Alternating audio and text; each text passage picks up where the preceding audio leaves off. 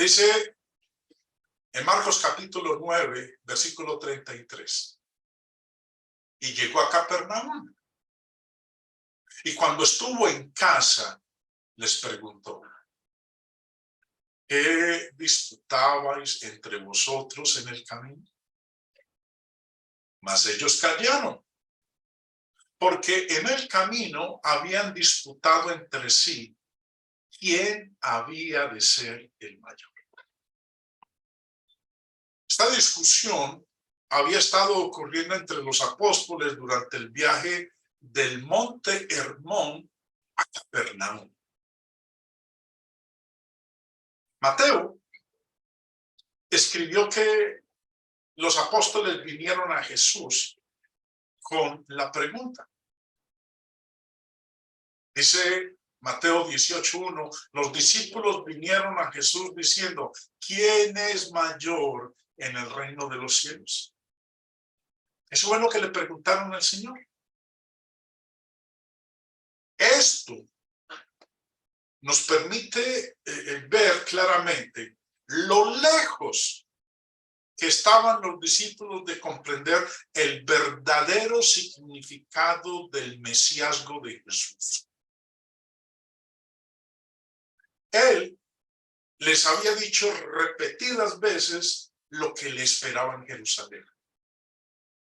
Que iba a ser arrestado, iba a ser maltratado, abusarían de él, lo torturarían y finalmente lo matarían, y que resucitaría al tercer día.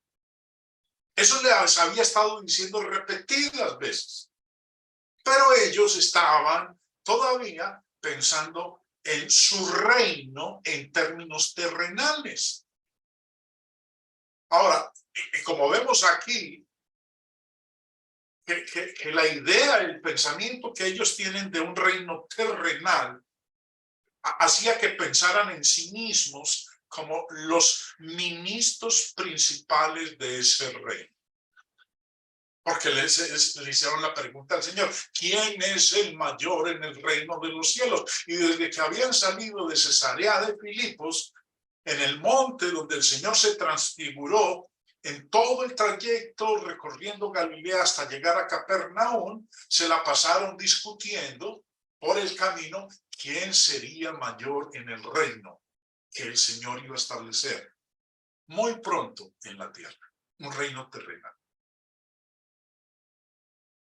Ahora, su pregunta, alguien puede decir que era una pregunta inocente, pero Jesús conocía a sus corazones y por eso contestó con la pregunta: ¿qué disputabais vosotros en el camino? Llegó a Capernaum y cuando estuvo en casa les preguntó: ¿qué disputabais entre vosotros en el camino? Cuando él les preguntó lo que habían estado discutiendo, no se atrevieron a contestar. Ahora, ese silencio de parte de ellos era un silencio que manifestaba la vergüenza que tenían, porque no tenían defensa. Dice el verso 34, mas ellos callaron, porque en el camino habían disputado entre sí quién había de ser el mayor. En respuesta a la pregunta que el Señor les había hecho, ¿por qué estaban discutiendo en el camino? En respuesta a la pregunta de ellos de quién sería el mayor, Jesús llamó a los apóstoles cerca de él y estableció un principio fundamental del reino. Dice el verso 35, entonces él se sentó y llamó a los 12. Lo que va a hacer a continuación es algo que también nos va a tocar a nosotros ahora que estamos en este tiempo, en 2000 años después, el siglo XXI.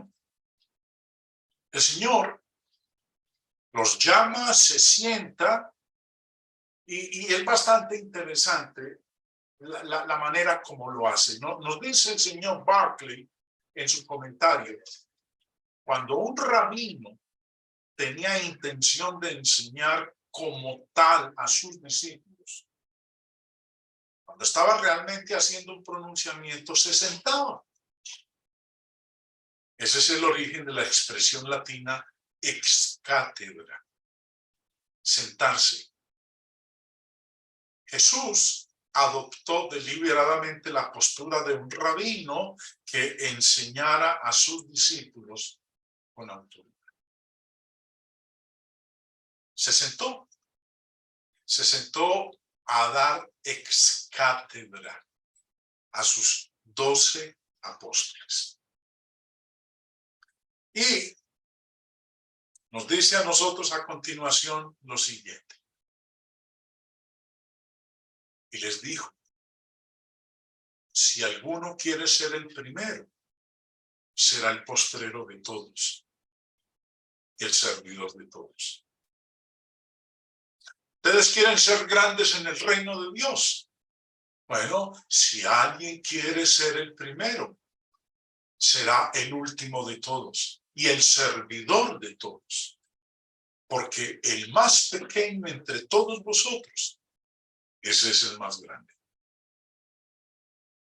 Y para hacerlo, usó a un niño a modo de ilustración. Dice el verso 36. Tomó a un niño y lo puso en medio de ellos.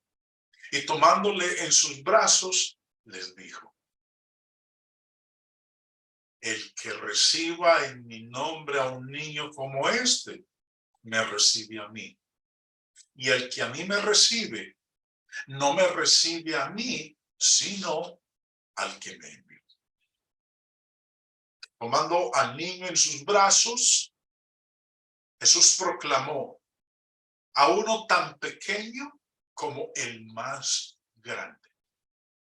Y también pronunció una bendición sobre cualquiera que recibiera a un niño tan pequeño en su nombre. El Señor le dijo a sus apóstoles, de cierto os digo, que si no os volvéis y os hacéis como niños, no entraréis en el reino de los cielos.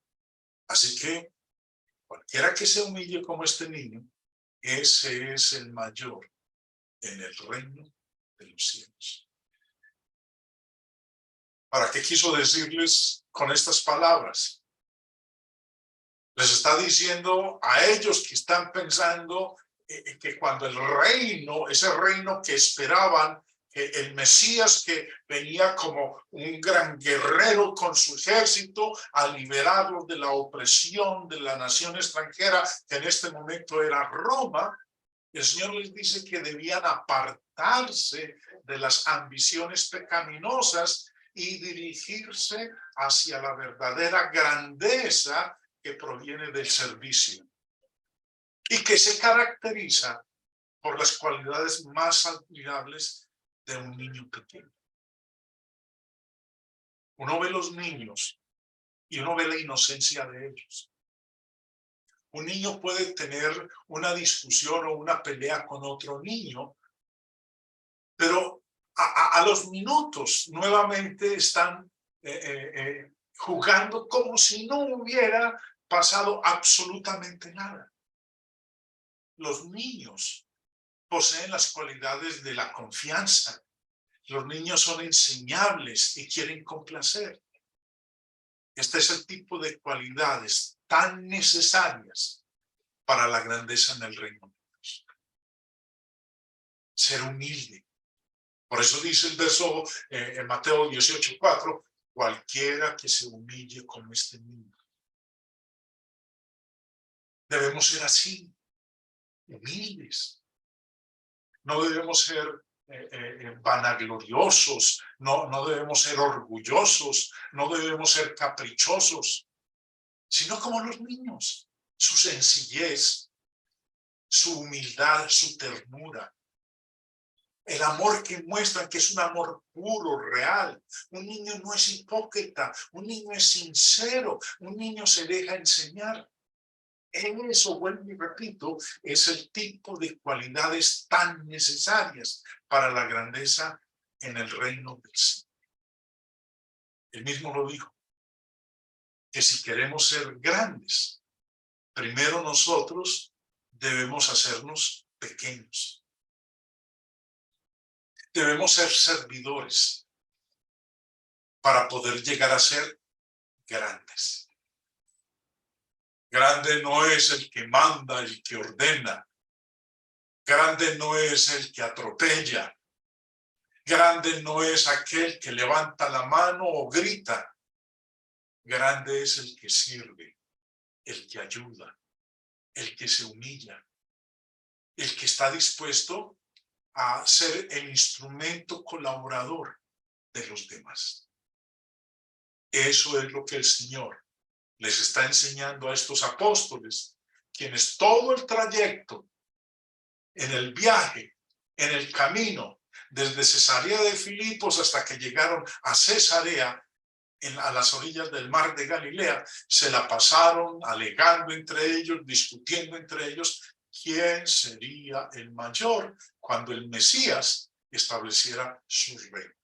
Pero cuán lejos estaban ellos de la realidad, porque el reino del Señor no consiste en comida y en bebida, sino que, como lo decía el apóstol Pablo en su carta a los romanos, consiste en paz, gozo, misericordia, justicia en el Espíritu Santo.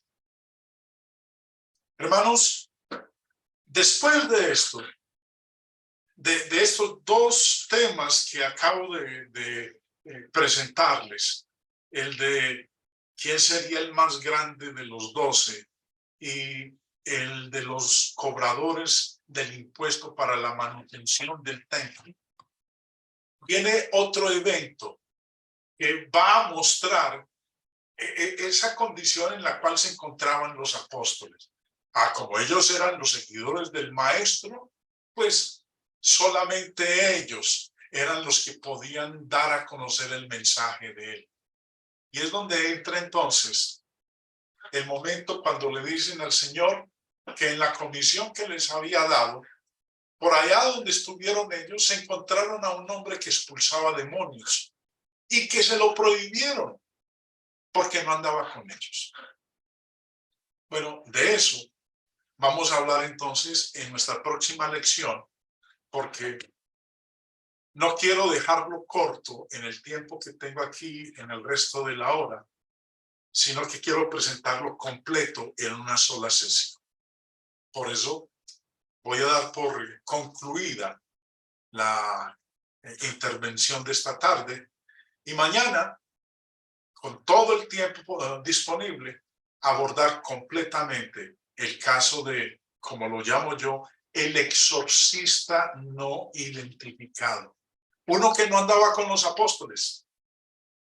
Y el Señor,